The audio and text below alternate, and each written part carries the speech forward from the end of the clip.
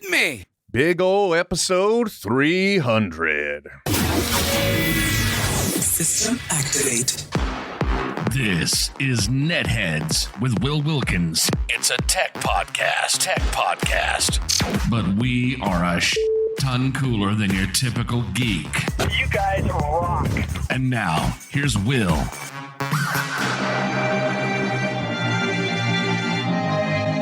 Hello, everybody. Welcome to another edition of NetHeads. My name is Will. As you can tell from the special intro, sans Trent, meaning he is not here, but that's okay, because every once in a grand while, I get the opportunity to use this little thing we call a podcast in order to talk to the people I want to talk to, the ones I find interesting, the people that entertain me, an ability to abuse my station as a normie in order to bring people in and hear their stories, because everyone has a story.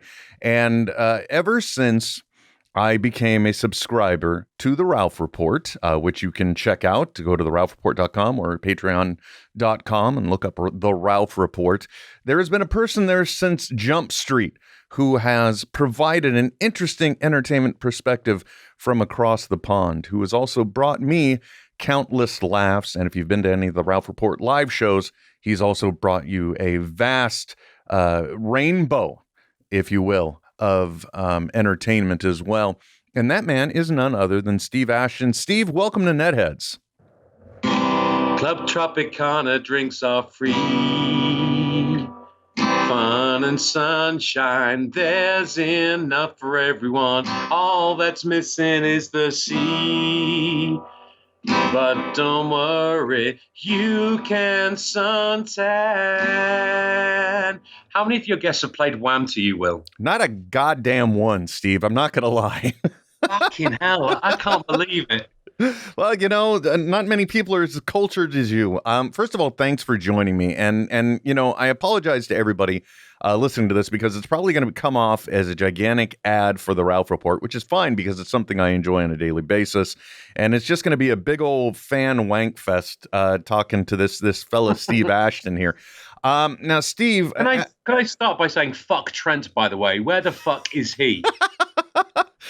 He's probably at work. Currently, I'm sitting here in the chair, hopped up on Tylenol with codeine and a pain in my back and a pain in my ass. But you know, Trent's not the pain in my ass, but fuck Trent, by the way. Fuck him. Fair enough. Fair enough. He's not here to defend himself. So, if you want to hurl out such harsh aggression at the get-go, I'm okay with it. But as long as there's a follow-up where he gets a chance to return in kind, if you will. I'll be honest with you, Will. I won't be listening, so fuck him. Screw him. That's okay. You and countless others on the internet will not be listening, and I appreciate that. So, Steve, as I've said, I have been a fan of the Ralph Report since the get-go. You know, I was also involved a little bit in the ramp-up to its release, so naturally I became a subscriber, and I'm a big fan of Ralph, both as an entertainer and as a person. And I've heard hints and tales of your involvement, but if you don't mind, could we just kind of dial back the clock? And I'm interested to know, how did you and Ralph get connected to where you are a regular contributor on the Ralph Report? Well, it's kind of a little bit of a love story, if I'm honest, Will. It's like I was a fan of the stuff that Kevin was doing with the stuff with Jay. So the Get Old, and then I parlayed that into obviously Babble-On, and was just a huge fan of Ralph's and just his sense of humor and his sensibilities. We seem to have we have like a little bit of a similar kind of background. I did radio for a few years, not as long as he did, and then I got shafted. So when he announced that he was leaving K-Rock, I just wrote to him and said, "Hey, man, I've been in a very similar situation, almost exactly the same situation, where I was the kind of third wheel / the one that always used to have to come up with the funny bits or the sketches or the man on the street stuff, and which is what I did." And I got shit canned because my name wasn't on the show and I was the third wheel and all of that. So I wasn't in, I didn't have a 20-year, golden handcuffs kind of contract, and I got shafted. So I empathized massively and I was a big fan. particularly obviously from Hollywood Babble-On. And I just said, look, if you ever do anything, and if you ever need a UK take on things, knowing he was a big Anglophile, I said I'd love to contribute my time to and my take. And he said, great, yes, because I don't know what the show's going to be, what it's going to look like or sound like, and I need contributors and content, that sort of stuff. So we arranged a Skype call.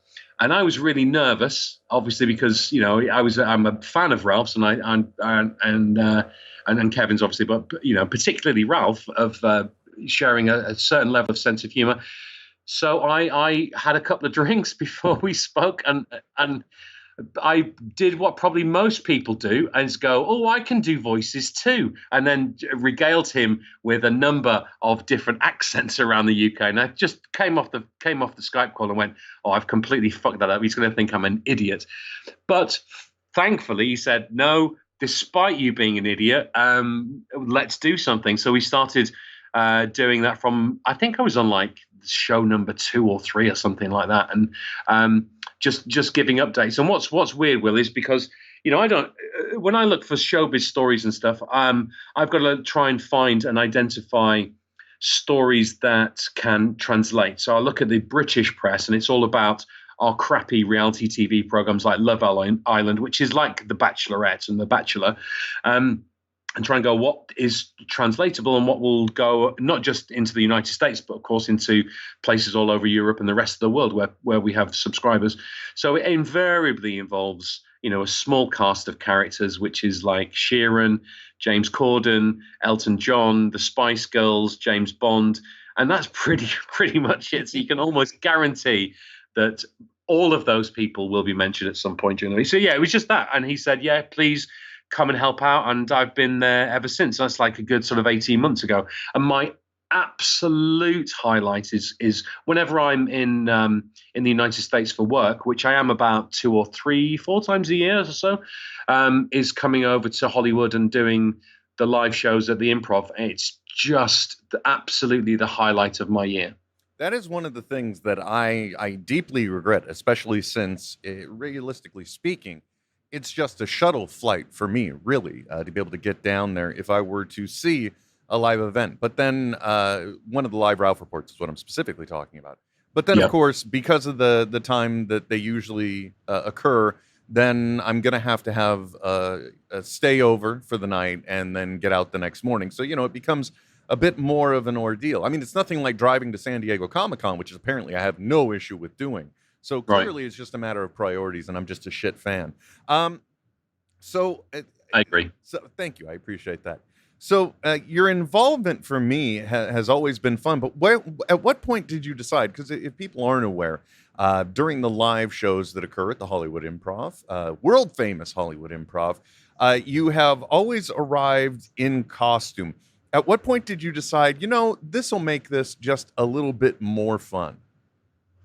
Well, it was the very first show, so I did lots of stories about Elton John, and the whole thing was the very first time I mentioned Elton John, it was he was doing a show in Vegas, and he invited a bunch of people on stage to come and sing with him, and they were doing Saturday Night's All Right for Fighting. And one guy was probably a little bit overserved and started to touch the keyboard.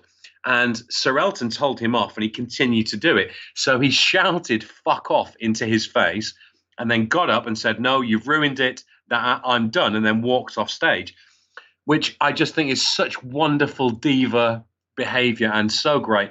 So every story now that I tell about Elton John is him at some point telling someone to fuck off. So I thought that would be quite a fun thing to do. I'll be honest, Will, I really just want to make Ralph, Carrie, and Eddie laugh. So I never tell them what I'm dressing up as. So the very first time I dressed up as Elton John, and it was a big surprise. So I thought that went down well. It made them laugh. Fuck it, let's do it again. So the second time, I'd been doing stories about Bohemian Rhapsody and about Freddie Mercury. So I bought a whole Halloween costume and dressed up as Freddie Mercury. I had to shave because I have a full beard and moustache, so I had to shave my face.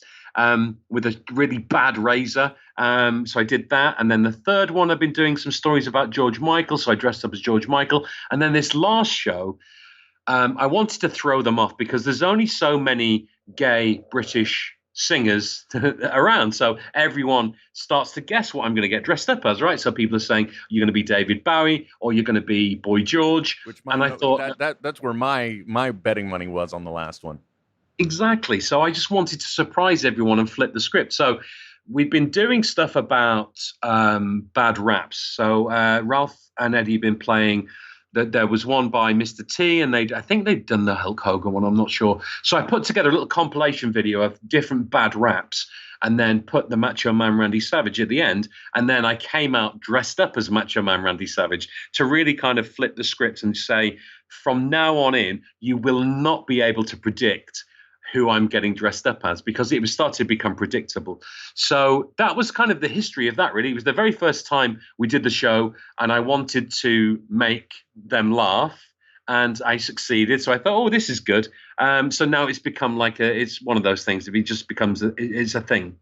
Well, I think the part that I love the most hearing about this is that essentially it's you playing to the audience of one, but at the same time, it benefits all, if you will. You know what I mean? Yeah, absolutely.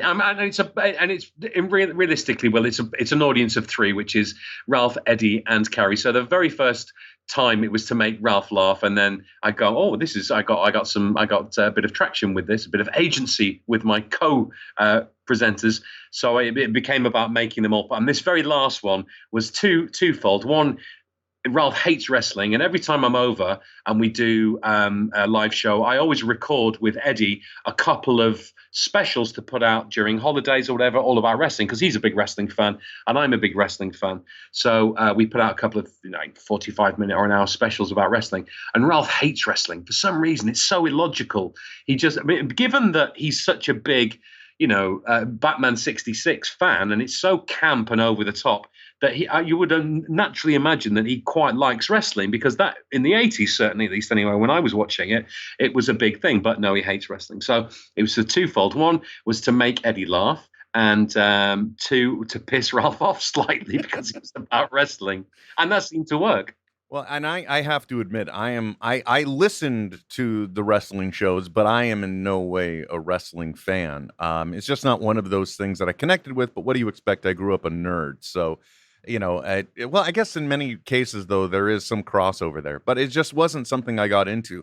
Although I am able to appear like I've got certain bona fides, if you will, when speaking to people, and I'll just pull out a random reference because I remember being at a friend's house once when they were watching it, or their dad was watching it, and Superfly Snuka was in that particular match. So I'll throw that out, and suddenly people's like, "Oh, well, that's a little bit of an aged reference. He must know something," and I don't know squat, admittedly. Oh, a little bit of knowledge goes a long way, right? That's all you need. Like in conversation and interviews, you just need that tad little bit to help carry you across the line.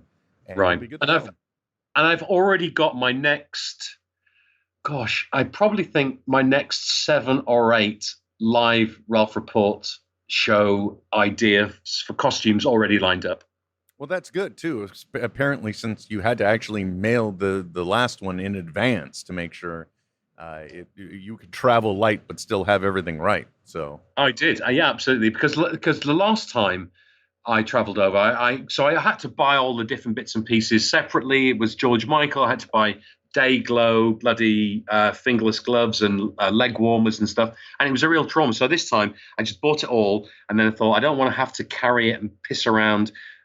So I mailed it direct. But I think the next one won't be so difficult, maybe. I'm not sure if it's going to be that one or that one. Anyway, but all you've got to do is come along to the live show or subscribe to the ralphreport.com, and then you'll find out. Yeah, exactly. And that is the one saving grace typically as a fan and being a 3-star general, is that if there is video of the live shows, I at least still get the enjoyment of being able to watch it. I may not necessarily be able to be in the room, but like I said, this is going to sound like a big paid advert. But I support good content and good entertainment. And when it comes to something like the Ralph Report, when you think about the cost versus what you get, I mean, what is it the saying? Like as little as 15 cents a day, you can Right. get what is essentially a completely customized, made for you show that can at least distract you from the utter misery and turmoil of everyday life and just bring you a few laughs here and there. So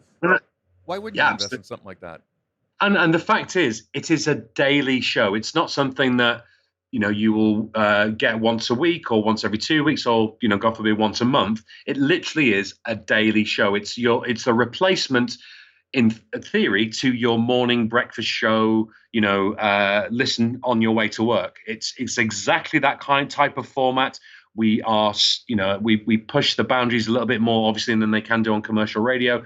But it literally is 15 cents a day for a morning breakfast show every single day. And then there's a bunch of, additional bonus content that we make. I make a bunch of videos and stupid stuff that you can get. And then Eddie does stuff when he travels, and we made some stuff when Ralph was over in the UK with Kevin doing Babble-On as well. We made some additional little bonus videos. So I genuinely think, and I subscribe to a bunch of podcasts on Patreon, and I think we are really up there in terms of the amount of the volume and the quality of the content. I'm going to say that, obviously, but I do think we're up there. I would agree. And the other nice thing too is that if you've been a person that is a traditional listener of radio, or even in some of the subscription services like satellite radio, you'll often find that for your typical morning program, you're still going to get the not turmoil, but the ordeal of having to put up with the crap music that they're going to play just to get to the bits that you want. And with this, you don't have to worry about that. You just get straight into the content when you want it, how you want it, and you don't have to worry about having to listen to Coldplay, 45 more times. Right. Yeah. And terrible ads for Geico or whatever. Yeah, exactly. It's all just content. So I guess one of the questions I would have after being a fan, because I too am a bit, I wouldn't say a complete Anglophile, but obviously being along the nerdy lines, my whole gateway are things like Monty Python and Doctor Who and these elements that help draw me into the culture. But in flipping that a little bit, because, two elements kind of collide in that realm, in the entertainment you provide and like the viewing I have into certain individuals. Like my introduction to James Corden were from 2 episodes of Matt Smith's run on Doctor Who. And then, of course, he assaulted the late night talk show here in America. I guess my first question is it, and I don't mean to pull the curtain too far back, but is there truly a legitimate disdain on your part with James Corden? Yes, I can't fucking bear him. He makes me cringe. I can't even make a fist when thinking about him. And the reason is he blew up right on TV. For me, he's a bit like Jimmy Fallon. Jimmy Fallon was okay on Saturday Night Live, and for some reason, he got given this massive golden opportunity, and now he's just kind of milking that for all it's worth. But even worse than that, because he got rammed down our throats. He was an actor. And he was on a program called Fat Friends, which is about this sort of slimming club, like a Slimming World, Weight Watchers type of thing. And he was good in it. He was a good actor. And then he wrote a sitcom with a lady called Ruth Jones, who I imagine was the largest contributor to that show. It's called Gavin and Stacey, and it was passable. I mean, it was good, right? He played this sort of wide boy, sort of like dude bro type of character. Not really a dude bro, but our version of that, which you'd like kind of like a Cockney wide boy. All right, mate, how's it going? Type of thing. And all of a sudden, he became this de facto representation of lad culture. And the fucking truth is, he is a drama school fucking theatre club kid. But all of a sudden, he's represented as this sort of like football-loving fucking like dude bro type of figure. And he was then all of a sudden became friends with David Beckham and was hanging out with Harry Styles and became this like real part of the zeitgeist. And then him and his friend what's his name? Matt Horn were given a sketch show to do, and they are neither of them funny. So it was just, he was absolutely rammed down our throats for about 2 years. And he was the epitome of like football fans and the English. And he really, really isn't that person. So he kind of glommed on to this whole thing about being, a football supporter and supporting England, became friends with all the England football supporters and Steven Gerrard, and who is my absolute hero, by the way. But it just was sickening. And it was just like he was absolutely rammed down our throats. And he was on everything all the time. He got given his own chat show. And it was just fucking horrible because it was too much, too soon for the wrong person, because for me, he didn't have the range or the talent to be able to handle it. So I see him on doing, the carpool karaoke and the rap battle thing, and it's just all ideas that he's stolen off other people. There's a guy called Richard Llewellyn who was in a TV show called Red Dwarf. Are you familiar with that, Will? Oh yes. As I said, I have certain views into the British culture, and being a nerd, how could I not have watched and loved Red Dwarf? Awesome. So he played Crichton. So Richard Llewellyn played Crichton on Red Dwarf, which was just the most amazing character, an amazing performance. And he did carpool karaoke about 10 years ago. And Corden nixed that idea and has made millions from it. Same with the rap battle thing. He just fucking drives me mad because he's got very limited talent, but for some reason he's made a ton of money off it. And I think there are far more and I don't mean me, but far more talented, credible, gifted people who he is taking up oxygen from. It's a bit like Jimmy Fallon, right? Well, it's a bit like Jimmy Fallon. I just kind of go, ugh. You've got no talent, and you've got these amazing people that possibly could do better. Well, unfortunately, in today's society, these are sort of the entertainment moguls now, not the people that necessarily have talent or are able to come up with good ideas. They come up with what can be converted into social media virability.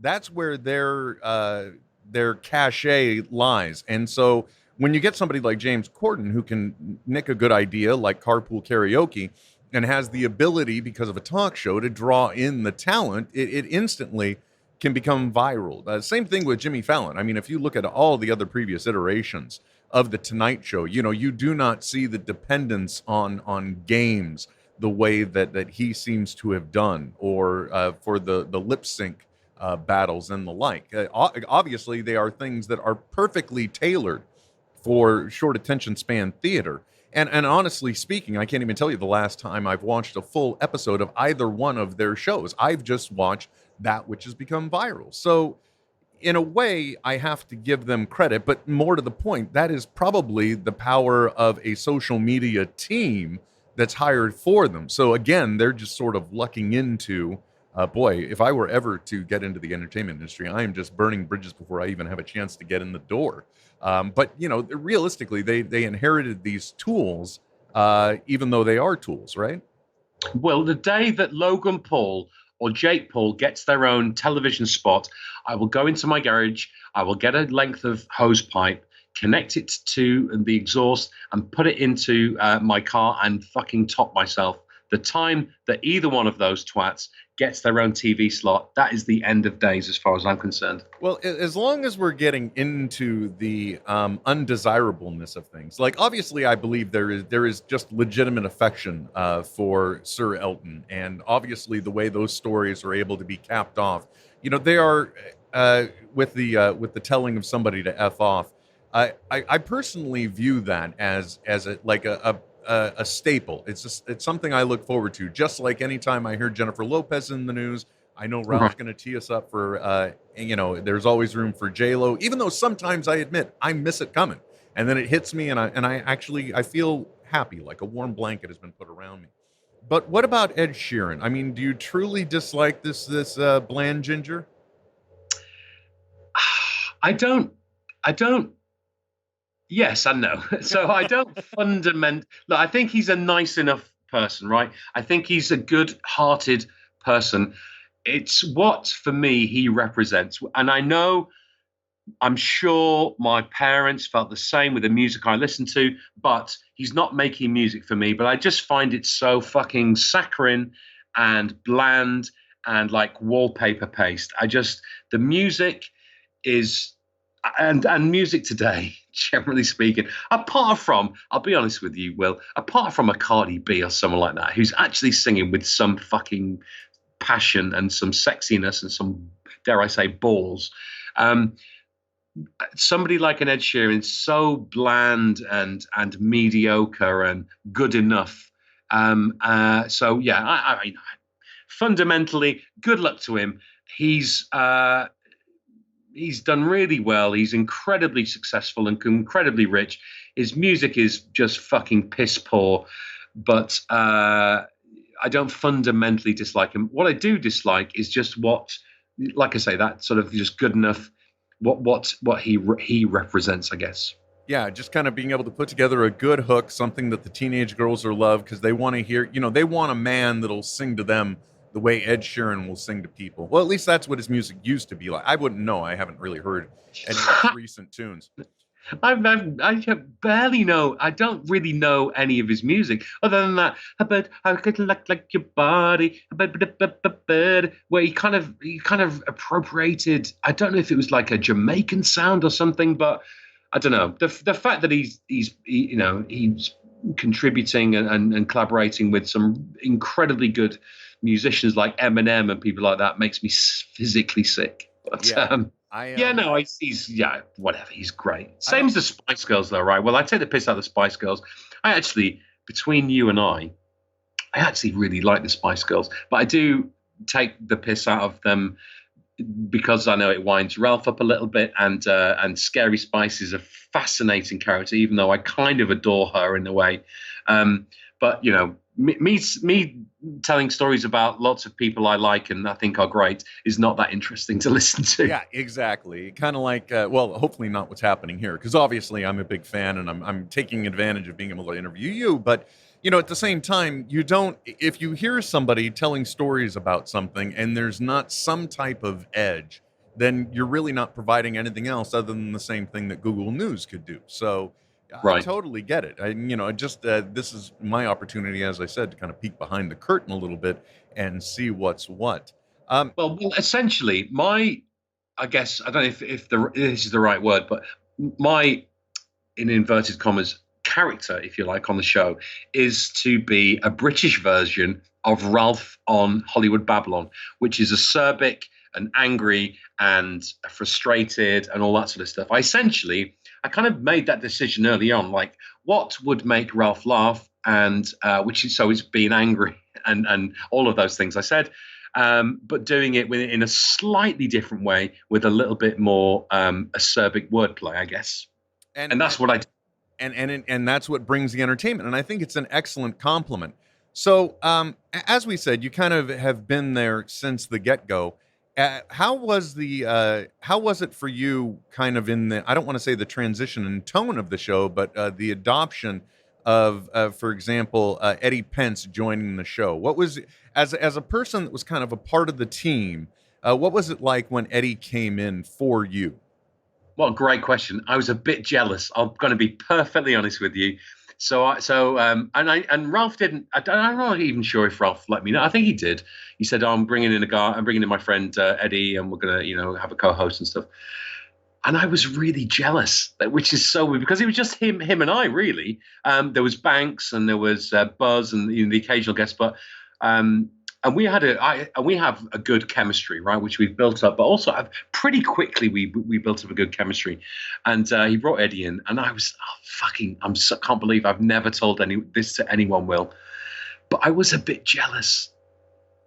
I think it's completely understandable, and obviously I was hoping I might get that kind of answer because it's just you're a part of it, and you're kind of what you would call like a featured bit, if you will. It's like, and it's obviously expanded. First, it was the UK Entertainment Update. Now you also perform things for Ask a Brit. You've been getting involved when they have special lists. But it's different when, your boyfriend now spends more time with somebody else, right? Right. Absolutely. Fucking so jealous. I hated him. I didn't hate him at all. But the thing is now, Eddie and I have got such a tremendous chemistry also. When we do our wrestling bits, and whenever I see him, it's so fun because, we get to, I don't know if this is the right expression, but we get to kind of go, fucking hell, Ralph. We get to complain about Ralph together. It's fun. So but also what I love is like in the dynamic between on the live show, you've got a little bit of business between Carrie and I and our affection for each other, and we're not the regulars, so we've got that dynamic. There's a dynamic between Eddie and I in terms of similar, right? We're not the main guy, or we're just the fucking stooges or whatever, and we argue with Ralph or disagree with Ralph. And then there's the genuine affection and similar sense of humor between Ralph and I. And of course, there's the daily stuff between Ralph and Eddie, and obviously, between Carrie and Ralph. So there's so many little kind of like not weird, but like really lovely little dynamics between people. And there is absolute genuine affection between Eddie and I. I don't know if Eddie will listen to this. I hope he doesn't. I doubt he will. Well, he don't know. He's got a lot of time on his hands. Oh, well, I don't know, though, because it's like I always see things about the Ramble podcast. He's always, as we said, it's a daily show that he's on with Ralph. He's obviously got his child who he's, just attempting to exploit at any potential opportunity for more exposure. Just kidding on that. So I'm going to tell you something now that I didn't want to get out. Mm-hmm. I've just launched a campaign of fucking stupidness on Eddie. So I've started saying, he asked, for some reason, I don't know why, Will, he asked me a few weeks ago, what is my address? Because a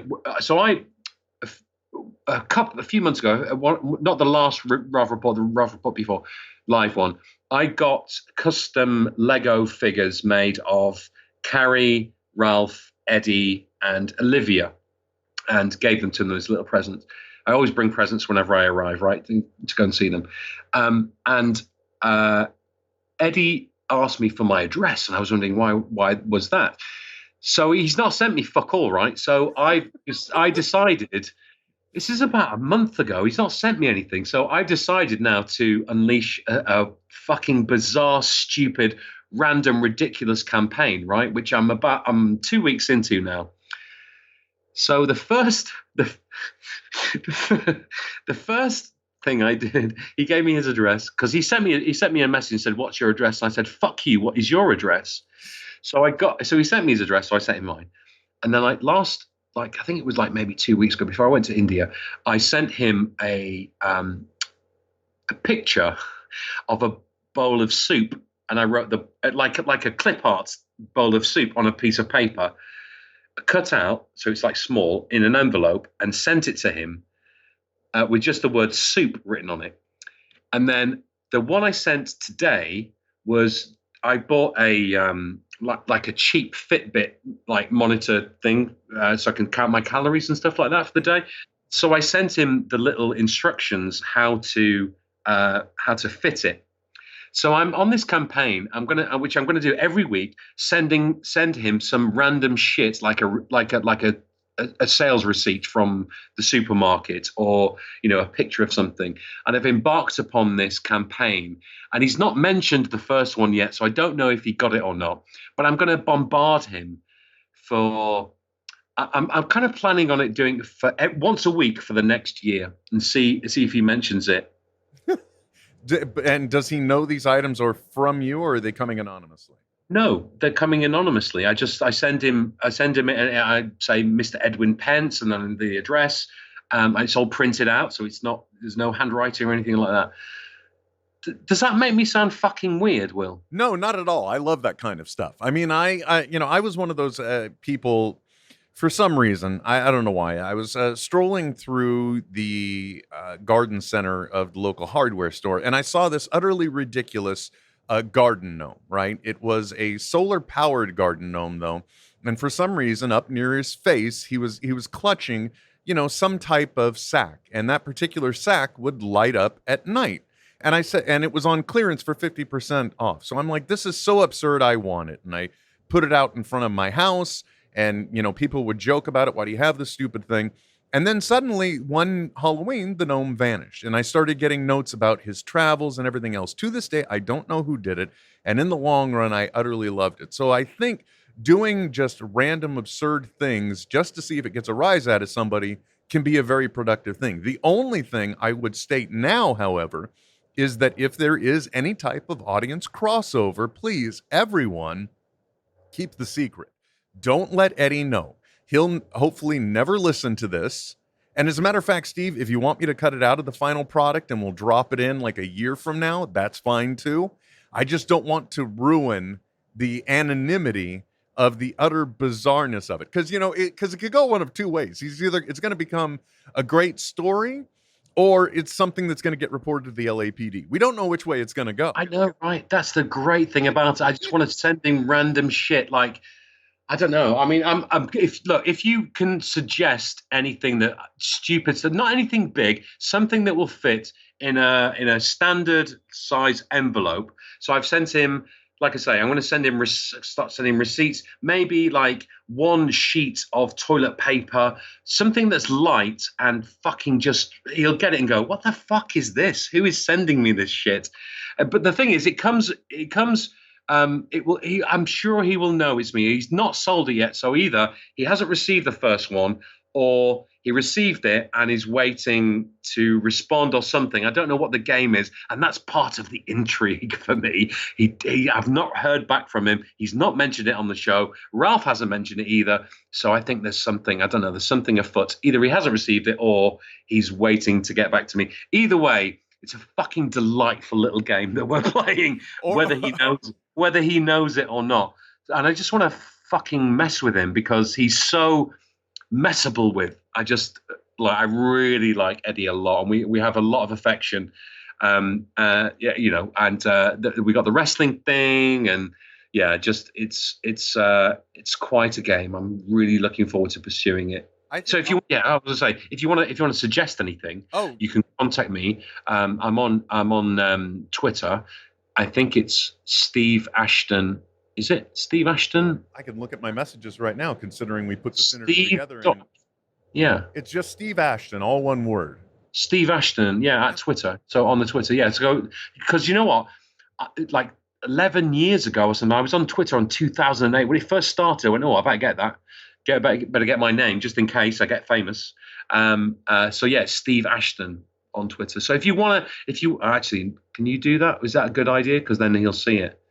You can email me, steve@theralphreport.com, if you've got any suggestions of random fucking bizarre stupid stuff that's not dirty or anything, and I'll send it to him. I think partly the beauty of it right now is he's trying to understand if there is a code that is being conveyed, something there like a secret message. But I think anything in your everyday life where you're like, what the fuck am I supposed to do with this? Now you send it to Eddie.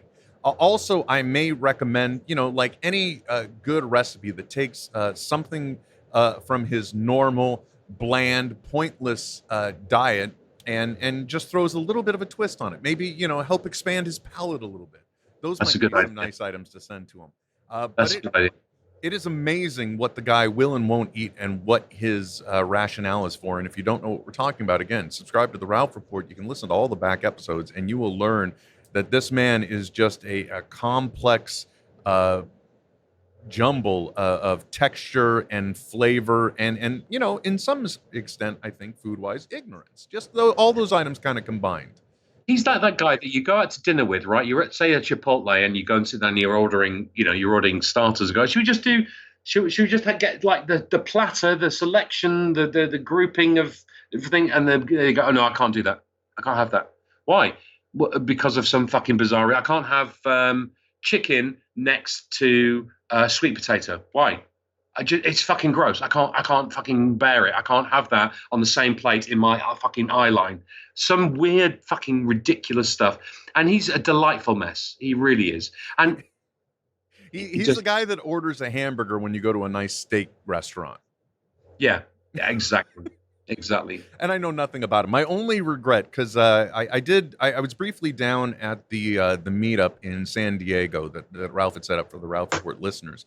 But my 16-year-old daughter was with me, and I felt weird going to a bar with my 16-year-old. That was just a little something. And my only regret is that I did not, absolutely forgot myself, or I was just so enamored with the handsomeness that is Ralph Garman that I totally forgot to hunt out and introduce myself to Eddie. And I really wish I had. Yeah, he's such a lovely, friendly, wonderful, fucked up mental mess. He's so good. As are we all, right, Will? As are we all. We all have our bits. So, Steve, before we go, I think the other thing I'd like to hit on, because being a follower of yours, and now that we are friends on Facebook as well, there are two very interesting elements that have transpired in your life recently and even more recently.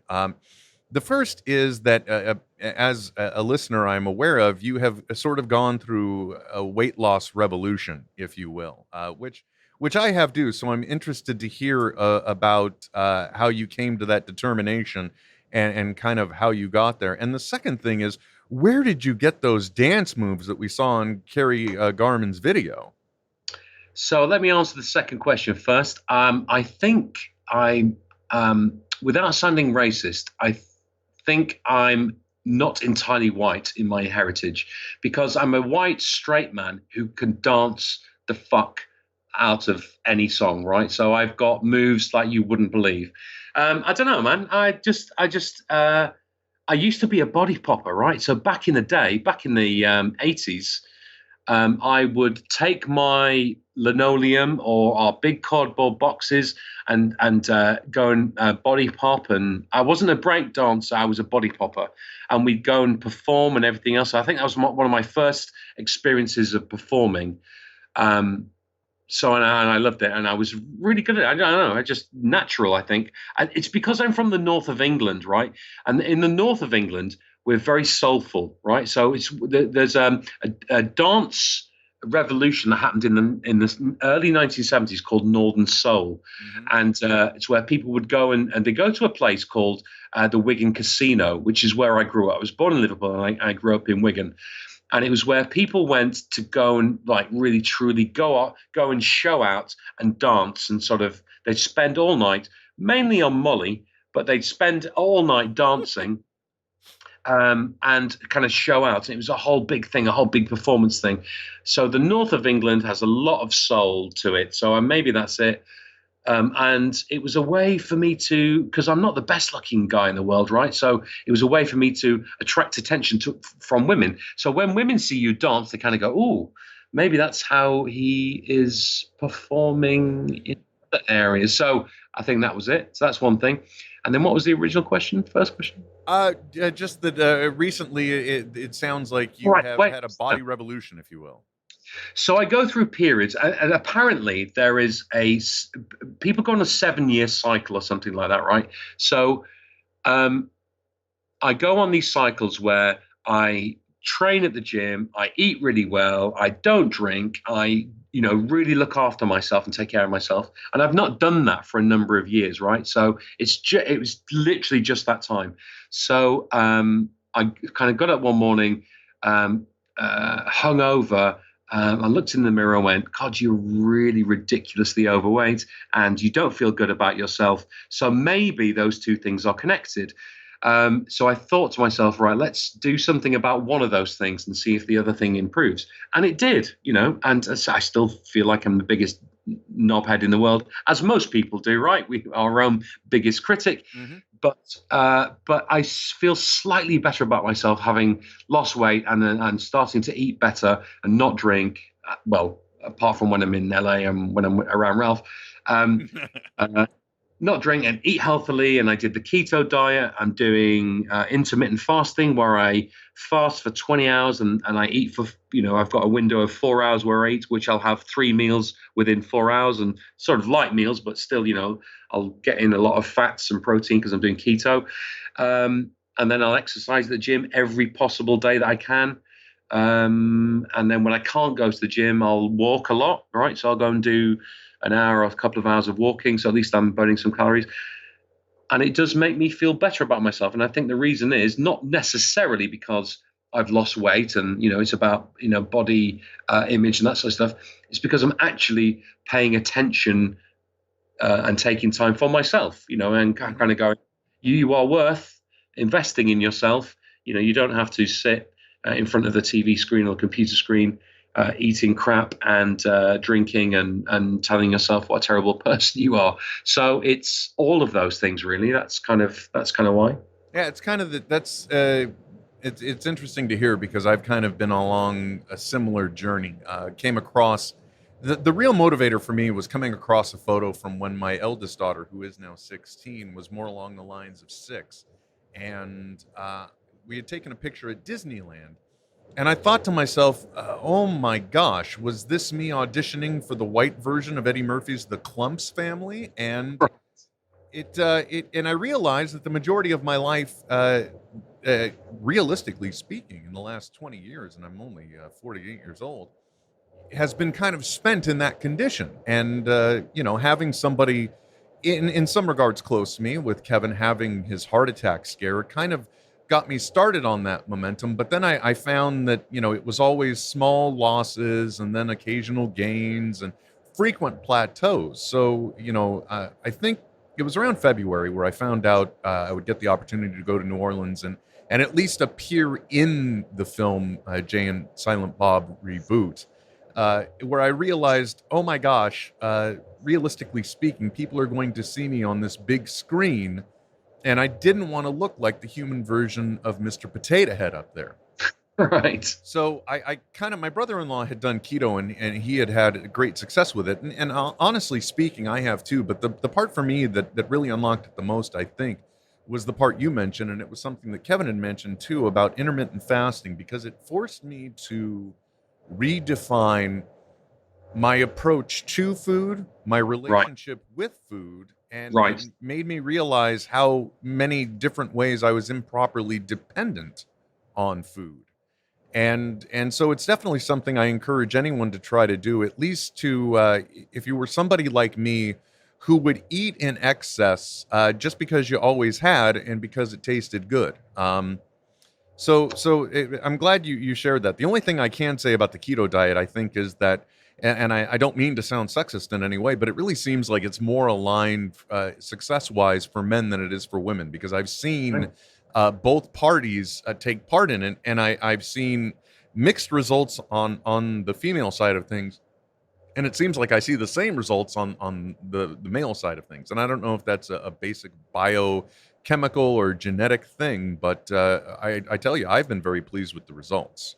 Yeah, it could be. I don't know. It's going into dodgy territory, but maybe because of I'm not even going to go down that route. But in terms of the hunter-gatherer type of, are we supposed to be like that genetically in terms of storing fat? Maybe we're not supposed to be like that, so our bodies respond more to it. No, I'm with you. And whereas women are supposed to be the nurturers and carers and bearers of children, and if you think about it, I think realistically speaking, a breastfeeding mother, that gets converted from body fat. So there's a natural, I think, tendency to store there.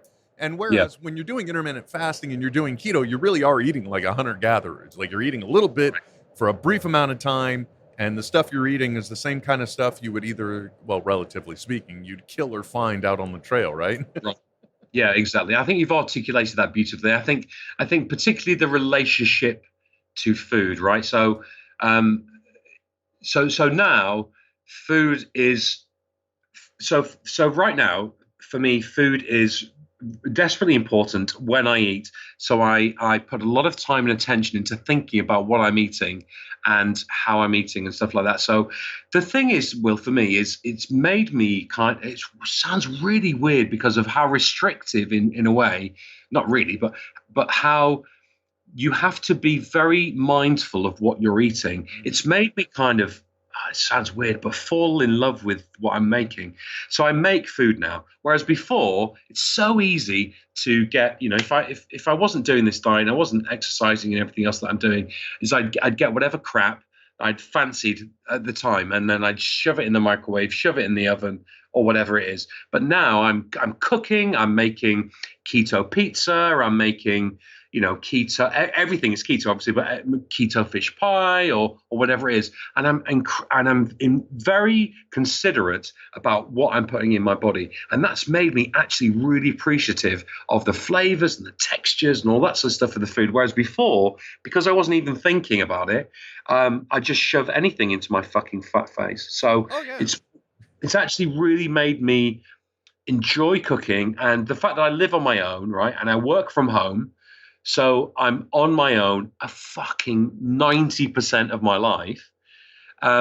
It's actually made me make an effort to buy ingredients and cook and actually be very mindful of kind of what goes in. Yeah, it does. It makes you very much aware of what you're doing. Although I will say that anytime I do go the pizza route, I don't want to say my one weakness, but it's definitely the one area where you're able to pull off a flavor profile that is so similar to what you had in the standard world, I'll say, that there I still fall into the old pitfall. Because like the other night I did that, for those that don't know, one of the variants is this thing called fathead pizza dough, which really sounds counterproductive to what you're trying to do. But really, it provides just the right texture and just the right experience to where everything else on your pizza, it's just pizza. And just like the old days, man, like I'll cut it up and I'll just like, okay, well, I'll reserve 3 pieces. This is what I'm going to have.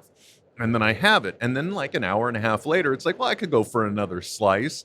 And eventually, suddenly, the entire pizza is gone again. But at the same time, when you do this type of thing, you learn that your body isn't necessarily reacting or gaining weight because you did something. It's more of a biochemical reaction. So it's like I've had the fathead pizza, and yeah, sure, if I weigh myself over the next 2 days, it's going to seem like I gained weight, but that's because I ate a lot of sodium related items, and it's just excess water that's got to get out of my system. And and that's the thing I appreciate too, is that it teaches you as well to not be so dependent on the scale so much as understanding more your body's process with food. And absolutely. So some mornings I'll wake up and weigh myself, and I'll go, oh, cool, and then literally 3 or 4 hours later, I've technically put on 6 pounds. It's ridiculous because of either what I've eaten or not eaten, or I've taken on water or whatever it might be. But it's absolutely ridiculous of how much kind of, and also I don't pay attention to it as well, right? So it's sort of, thank you, that's what it is right now. In a couple of hours time it could be back down. So sort of not living my life to that kind of, oh my god, I've put on 2 pounds or 3 pounds or whatever. Yeah, the only part that I think that I'm upset about, but at the same time I'm appreciative of, is the fact that I've now got a lot of wardrobe that I just cannot wear anymore. Oh my god, yeah, absolutely. The t-shirts look too ridiculous, like even the one I'm wearing right now, which you can't see. It's just the neckline is too loose because it's a 2XL, and in this particular cut, it's just ginormous. And the one thing that I will say that I am doing is that I do have to go through the closet, and I am just going to purge myself of all of these clothes that no longer fit, because I do not want that escape hatch. Right. Exactly. Well, exactly. I'm sure you didn't anticipate getting into such a heady conversation around food and diet, but I just thought that anytime I find somebody that's kind of like on a like-minded journey, I like to put that out there, because you never know who may randomly listen to this and you help affect some change. It's sometimes it's just a simple comment, like Kevin mentioning, he kind of eats one meal a day. It's like, well, why is he doing that? And then I learn about intermittent fasting, and then I learn the fact that, I don't need to wake up and have 3 eggs and hash browns and sausage and bacon and toast and everything else, because realistically, my body's not even looking for it yet. Right. And so you never know when we, through our own words, even if we're just chatting with friends, posting something on social media, we can help affect change. And the world is so just shitty all around from every perspective. it's nice to put something out there that might help people in a positive manner. Because it's like, Hey, yeah, yeah, I was going to say, and it takes look, from what you're saying, what I'm saying, it's not a straight away thing. So, for me, doing a 20 and a 4, so fasting for 20 hours, eating in a window of 4 hours, I didn't do that straight away, but it's like doing a 12 and 12, and then a 14 and whatever 10, yeah, 14 and 10 or whatever, and then doing it over the course of a couple of months is got to me where it's where I am now, right? So I'm doing 20 and 4 now. I didn't start off like that.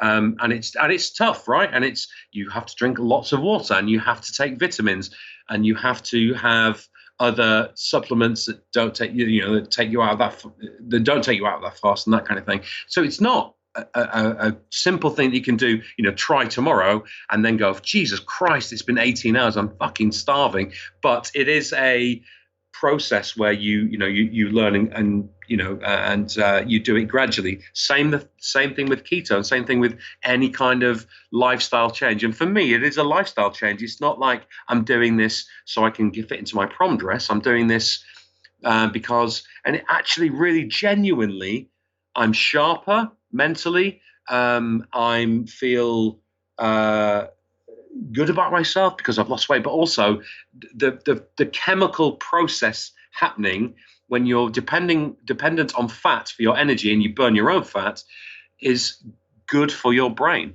Yeah, it definitely is. I will say that I've gotten far less forgetful now that I'm doing this, and I'm able to come to sharper conclusions much quicker. So plus there's also just the consideration that your body isn't having to expend energy to support all of that excess that I used to have, so it's very beneficial. It just makes things like traveling a bit more challenging to some degree. Right. Yeah. I mean, I've just been in India this last week, and it was difficult. I mean, I was staying in a Western hotel, so it was easy because they have 3 different types of restaurants and all that sort of stuff. But I'm in Mexico in 2 weeks' time for a week, and again I'm staying in a Western, in an American, I think a Regency or a Marriott or somewhere like that. But so it'll be easy from that perspective. But yeah, when you're traveling and you're on aeroplanes and stuff like that, so I didn't know where I was, so I just gave up and went, screw it, give me a vodka tonic and many vodka tonics, and I'll just eat what I eat, just not eat any carbs. But yeah, no, it is challenging when you travel a lot. Yeah, but you just have to know to be able to make those compromises and know that it's just a short-term solution to a long-term goal. And exactly. And even when I take my girls to McDonald's, I get a burger with no bun, and there's always those kind of possibilities, which is good, great keto, right? A nice big quarter pounder with cheese without a bun. It's perfect keto. Yeah, it fits right in, and it's always there's always some option if you're creative enough. Even in San Diego, my kid and we stayed at an Airbnb. I made sure it had a kitchen, so that way, if I didn't have much to eat during the day, I knew I could come back and have exactly what I wanted. And I just like you, I've fallen in love with cooking again. I was dreading it, but now I really enjoy the experience, and what's going in, and it makes you feel better. Well, thanks for that. I really appreciate it, Steve, as well as your time today, especially given the hour that it's now turning where you live.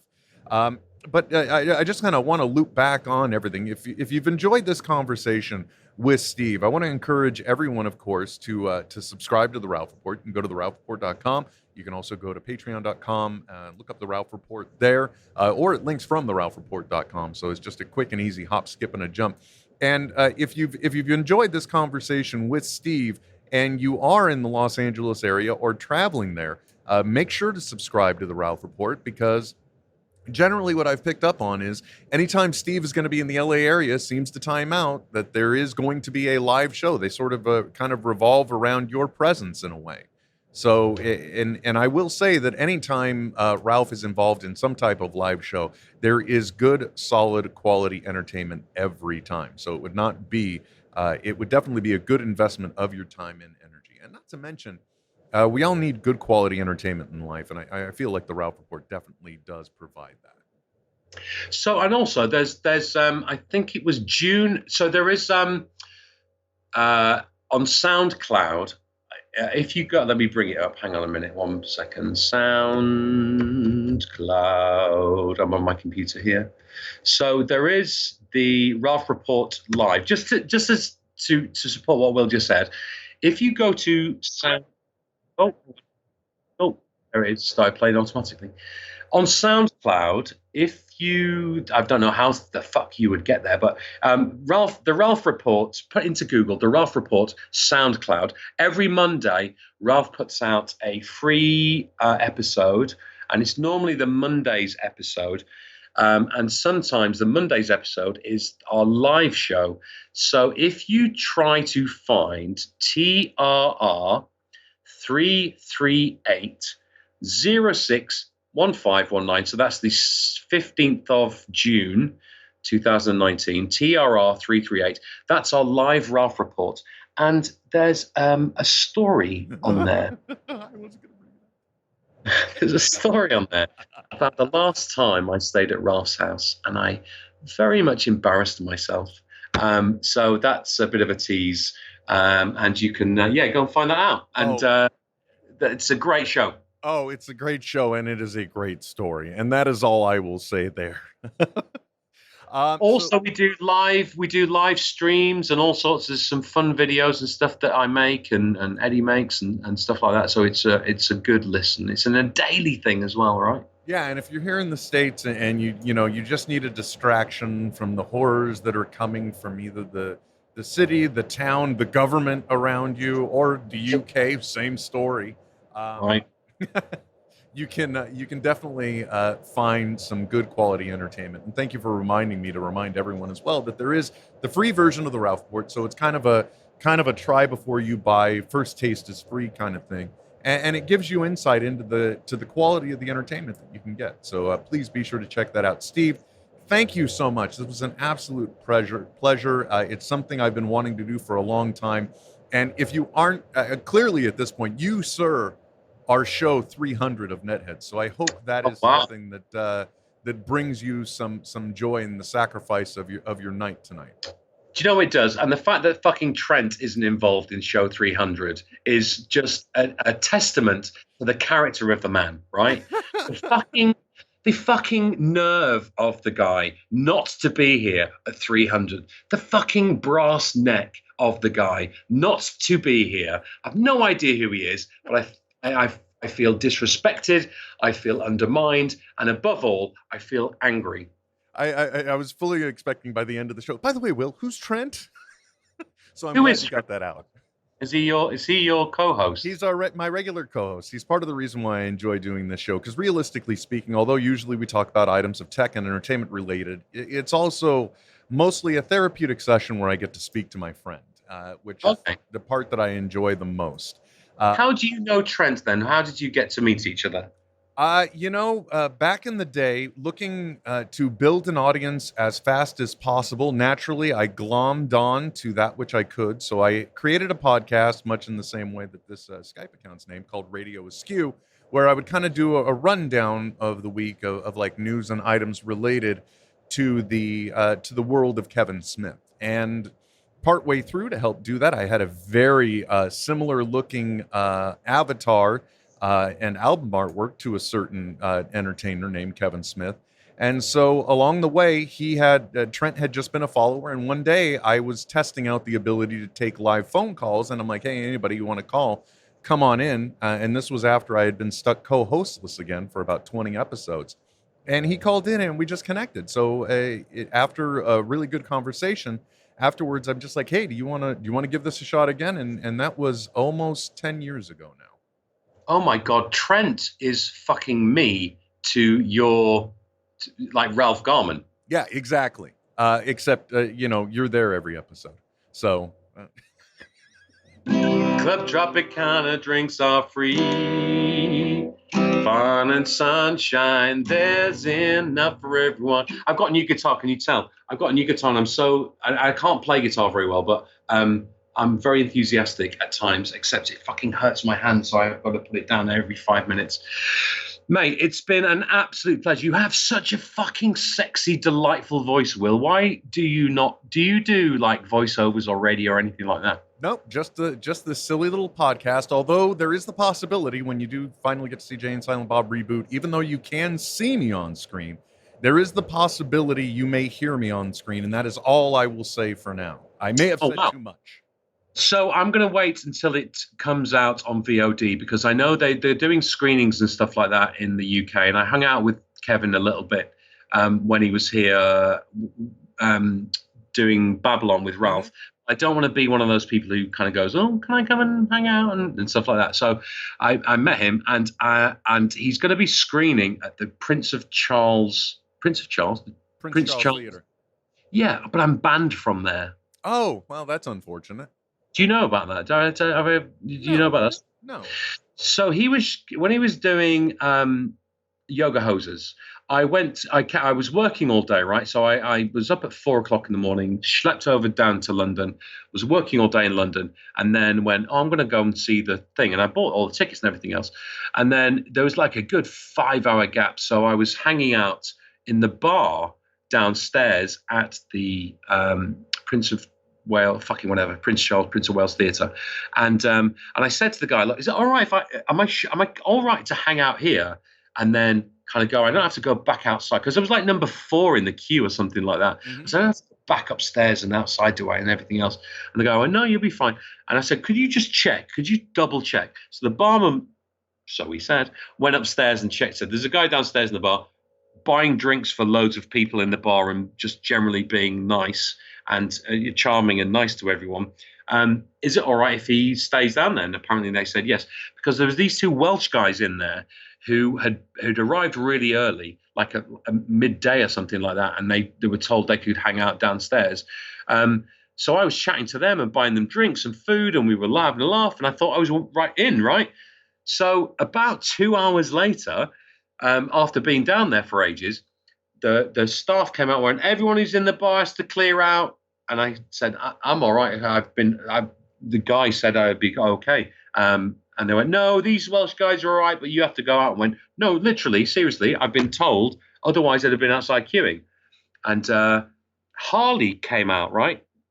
So I was chatting to Harley and everything was cool. And then again, this person came out. So everyone who's in the bar has to get out. And I was stood there as the first show was entering out, and I was holding the door open for people who are going and pretending to be doorman, going, thanks, good night, thanks, have a good time, thank you, whatever, pissing around with these 2 Welsh guys. And the lady went, you can't be in here, you've got to go back outside to the back of the queue. And I went, no, love, look, listen, I've been here for fucking hours, spending money, hanging out with these guys. These guys were told they were all right. I was told I was all right. But now you're telling me I've got to go. And then she said, no, you have to go. You definitely can't come in. So I was really fucking pissed off and angry.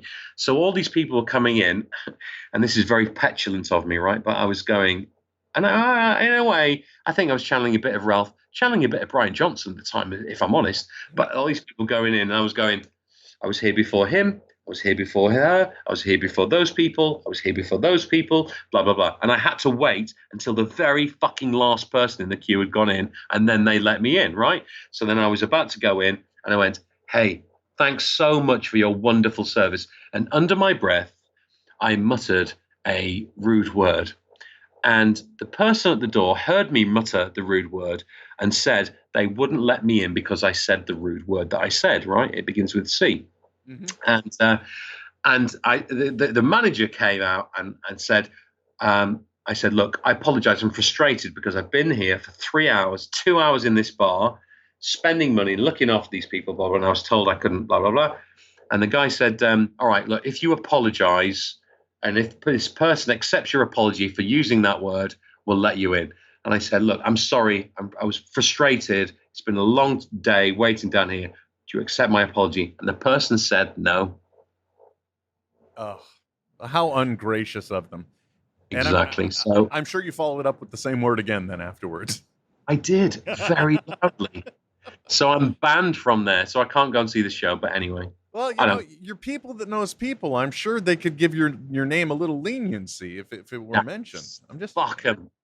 fucking Will, I don't want to go there. Fair enough. Strictly on the basis that they mugged me off, I will never step foot in that place ever again. I completely understand. Fair enough, sir. Well, thank you so much for your time. I greatly appreciate it. You've made episode 300 something very special to me. And words can't be put that could show my appreciation adequately. Man, I live on my own. I work from home. It's very rare I get to speak to someone as intelligent and as eloquent and as wonderful as you are. So thank you so much for even asking to spend some time and talking. It's my absolute honor and pleasure to have spent some time with you. Thank you, sir. And remember, once again, folks, if you go to Twitter, Steve Ashton, one word, follow along with the man, the myth, the legend. And also, I'll tell you, he's always on there. So if you're I know. And I do some funny things on there too, right? I'm quite a good follow. Yes, I more so than I. I'm the dead fish, the bad lay of Twitter follows. But you, my friend, provide quality entertainment every time. I'm on there all the time, and I'm always posting stupid shit on there, original shit. I'm not just one of those people who posts memes. I think that's a very lazy thing to do. Either say something or think something and type something funny, or don't bother, because reposting a meme, which fucking Pence does all the time. And you think, being a comedian, he'd have some better contribution, but all he does is post some like Patrick Stewart meme or some bullshit. He's a fucking con artist. Be a creator, not a carton, folks. Exactly. Until next time, my name is Will. And I'm Steve. And you've been listening to another edition of NetHeads.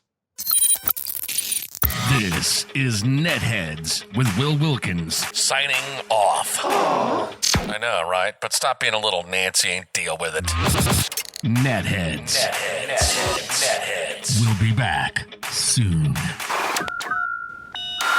Goodbye. This has been a production of Smodco Internet Radio. Sir, only at smodcast.com.